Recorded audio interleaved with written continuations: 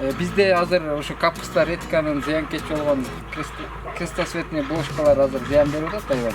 Өзүңүздөр көргөндөй ушу маман айылында редькада аябай жалбырактар жеп атат. Анан ошого каршы биз азыр дыйкандарга профилактика максатында элдик ыкмада колдонуучу препаратты даярдоону көрсөтөбүз. Ал препаратты даярдоо үчүн 40 литр сууга биз азыр 200 миллиграмм суу алдык.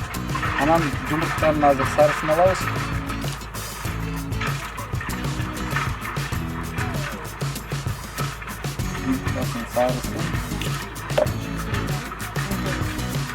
Жумуртканын сарысын алабыз. Aldık. Yumurtanın sarısı. Hemen hazır 100 mg su koyuyoruz. 120 mg.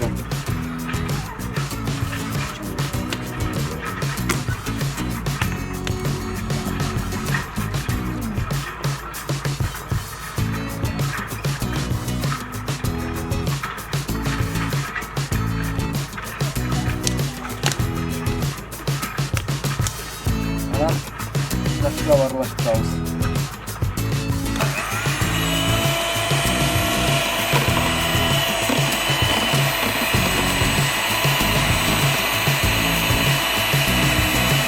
Бөлүктөрү майда болгондон кийин аралаштырабыз дагы. Муну 45 суга аралаштырып, анан даярдоо менен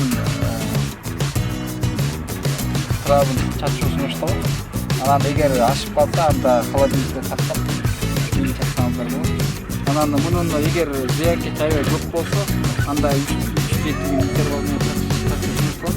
Ал эми зыянкечтер аз болсо, анда 10-14 күн интервал менен профилактикалык максатта.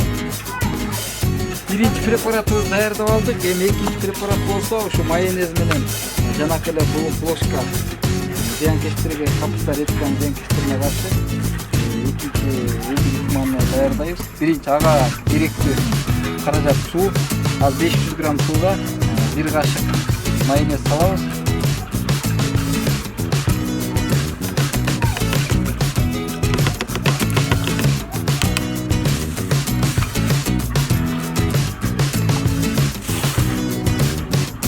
Салып туруп, миксер менен жакшылап аралаштырабыз.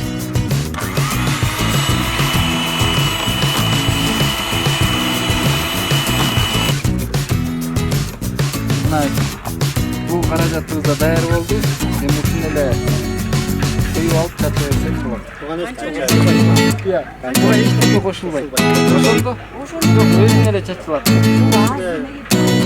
Бул азыр аяктарга сунушталат. Бул аяктарга аябай